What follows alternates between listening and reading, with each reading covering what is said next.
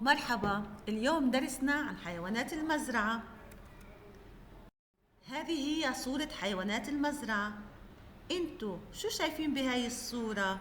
أحسنتم، صورة حمار وبقرة وخروف وأرنب وديك وقطة ودجاجة وصصان.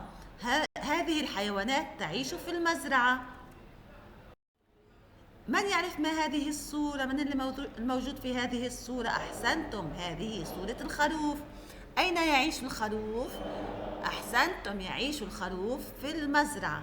طيب ماذا يكسو جسم الخروف؟ أحسنتم، يكسو جسم الخروف الصوف. ماذا يأكل الخروف؟ أحسنتم، يأكل العشب يعني الحشيش. طيب على شو بيمشي الخروف؟ أحسنتم، بيمشي على إجرين يعني على قوائم. هو إله إجرتين مثلنا؟ أحسنتم، له 4 قوائم. له 4 قوائم. هذه هي أنثى الخروف، اسمها النعجة. ما اسم أنثى الخروف؟ أحسنتم، اسمها النعجة. والنعجة أيضا تعيش في المزرعة، وهي التي تعطينا، شو بتعطينا النعجة؟ أحسنتم، تعطينا الحليب.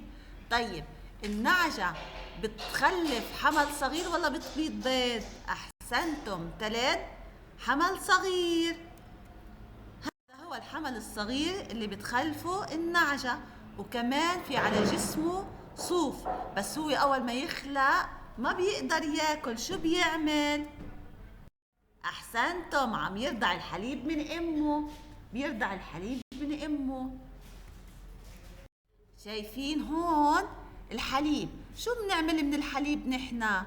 أحسنتم، بنعمل من الحليب جبنة ولبنة وزبدة. هدول منتوجات النعجة لما بتعطي الحليب بنعمل منه جبنة ولبنة وكمان زبدة. وكمان شو بنعمل من صوف الخروف؟ أحسنتم، بنعمل فيه صوف. بيعملوا من الصوف كنزات وكلسات وقبعة.